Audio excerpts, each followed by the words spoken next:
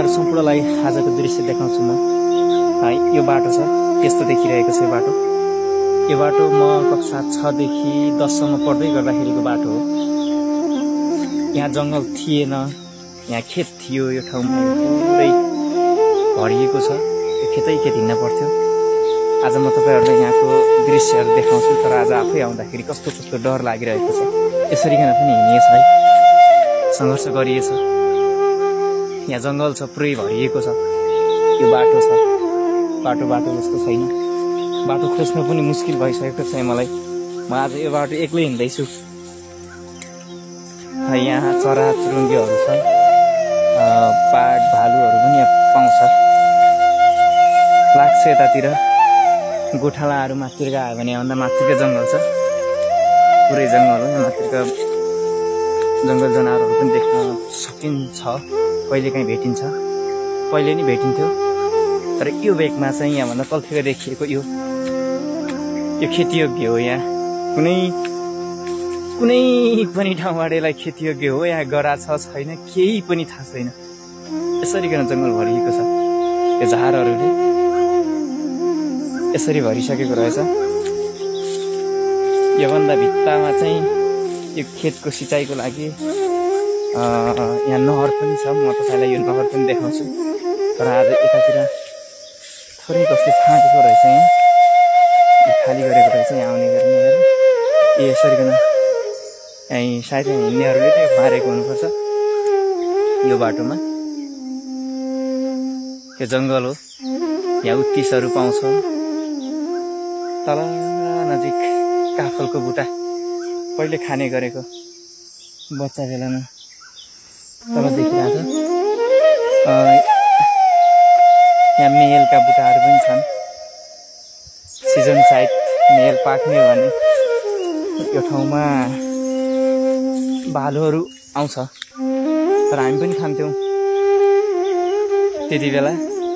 आज आउँदाखेरिमा यो बाटो चाहिँ साह्रै डर लागिरहेको छ।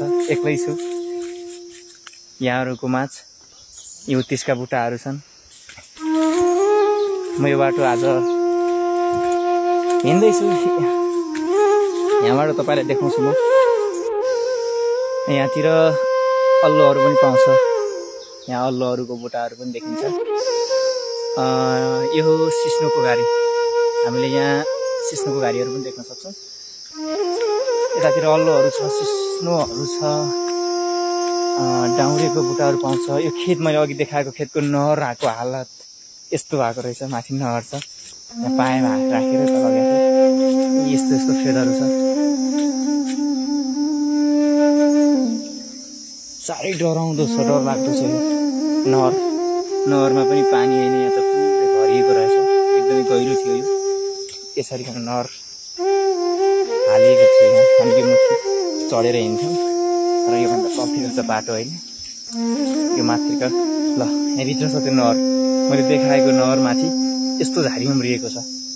तपाईँहरू हेर्नुहोस्, आजको दृश्य म तपाईँहरूलाई देखाउँछु। सायद गाउँ त सकिएछ कि जस्तो लाग्यो। यहाँ हिँड्ने मान्छेहरू पनि कोही हिँड्दैन कि क्या। हेर्नुहोस् यतातिर पारी पुरै जङ्गल छ, यो जङ्गल हो। बाटोमा टिप्दै गरेको यो माथिको टिमुरको बोटा हो। यो टिमुरको बोटा फलेको छ, राम्रो छ। पहिले यहाँबाट हामीले टिमुर टिपेर लग्थ्यौँ। यतातिर पनि छ बाटोको छेउमा टिमुरको बुट्टाहरू जङ्गलमा। यो सायद बाटो थियो, आज त पुरै बाटो जस्तो रहेको छैन। हिँड्दै गर्दाखेरिमा कति डर लागेको छ। यो जङ्गल तपाईँहरूलाई मैले देखाइरहेको यहाँबाट तल खोला नजिक खोला आयो। यता म डाँडाबाट खोलातिर आइसकेको छु। हेर्दा त रमाइलो छ, हरियो छ सबैतिर। यहाँको दृश्य हेर्ने हो भने सायद चिसो छ, एकदमै चिसो रहेको छ। यहाँको खोला रहेको छ, पानी सिँचाइ रहेको छ।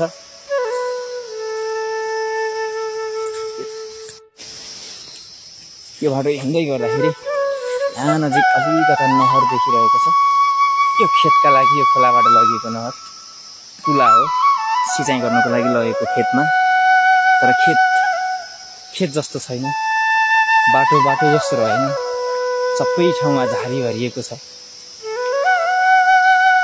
अब यहाँको स्थानीय सरकारले कसरीकन यहाँका किसानहरूलाई अगाडि बढाउला, कसरीकन यसलाई अगाडि बढाउन सकिन्छ, कस्तो पहल ल्याउला, के कस्ता कार्यक्रमहरू राख्ला, त्यो जान्न बाँकी नै छ।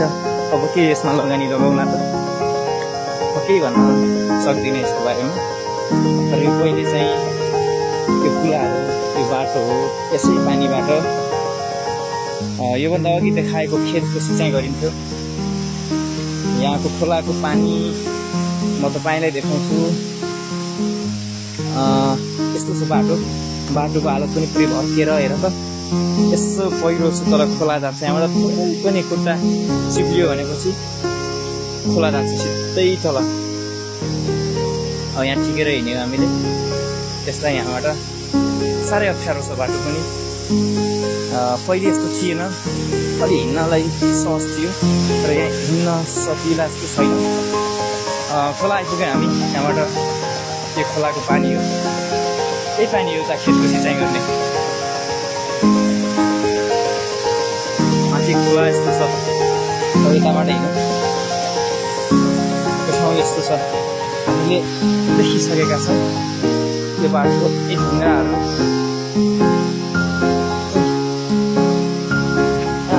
यहाँ यस्तो छ। पहिले यहाँ मुला थियो, तर अहिले चाहिँ यहाँ पानी पिउने पानी हो। यो मुहानको पानी हो, माथिबाट आएको छ। यस्तो मुहानबाट आएको, तर यहाँ चाहिँ एउटा मुहान थियो, छैन छ अहिले पहिरोले। यहाँको पानी खान्छौँ हामी। एकदमै चिसो छ, चिसो, सफा पनि उत्तिकै छ। बाटो यसरी भत्किएको छ यहाँको। यो बाटो यो हो। यो दृश्य मैले तपाईँलाई दैलेखको हो। यो दैलेखको ठाटियात गाउँपालिकाको वडा नम्बर 5मा रहेको बाटोहरू हो। यो मैले सुरुवात चाहिँ देखाएको छु। यो बाटोमा सबैभन्दा धेरै कोही हिँड्छ भने त्यो यो बाटो विद्यार्थीहरू हिँड्थ्यौँ पहिले हामी, तर अहिले चाहिँ कोही नहिँड्ने रहेछ। सबैले पढ्न छोडे गाउँका विद्यालयहरू भनेर पनि बुझिन्छ। यसरी हेर्न यो पहिरो छ, यहाँ जोखिमपूर्ण छ, एकदमै रिस्की बाटो भन्नुपर्छ। यहाँबाट तल खस्यो भने सायद जिन्दगी पनि छैन लाग्छ मलाई त। हेर्नुहोस् यो बाटो, यहाँभन्दा पारी देखिने खेतहरू थियो त्यो गडाहरूमा, अहिले सबै जङ्गल भएको छ। त्यो सबै माथिसम्म, त्यो माथिमा पनि भित्र खेत थियो मेरो जङ्गल, अहिले छैन। झारीहरूले भन्नु खेतीपातीहरू भन्छ, कालो बाँसी भन्छ, बनमारो भन्छ, माओवादी खर भन्छ। त्यो धेरै काम गर्दा त्यहीँ पाउँछ।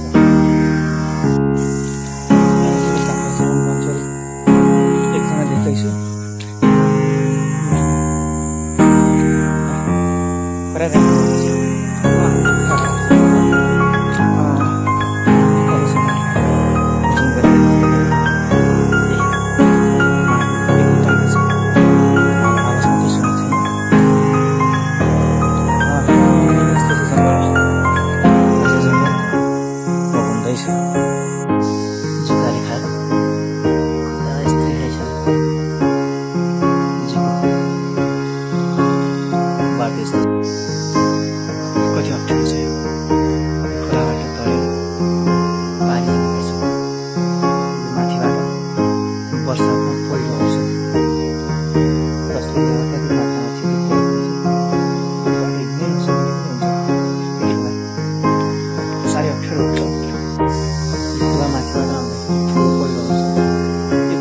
पहिलेबाट नै आउँथ्यो, अहिले होइन।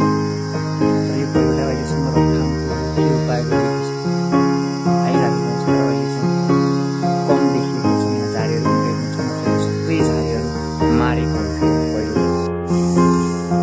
त्यो जङ्गलबाट आइसक्यो कमीबाट। यो जङ्गलतिर सल्लाहहरू पाउँछ, यहाँ सालहरू पाउँछ। त्यहाँतिर बाटो पनि यस्तो छ, यो बाटो यतातिर त ठिक छ, तर सबभन्दा अप्ठ्यारो त्यही उता खोलातिर थियो।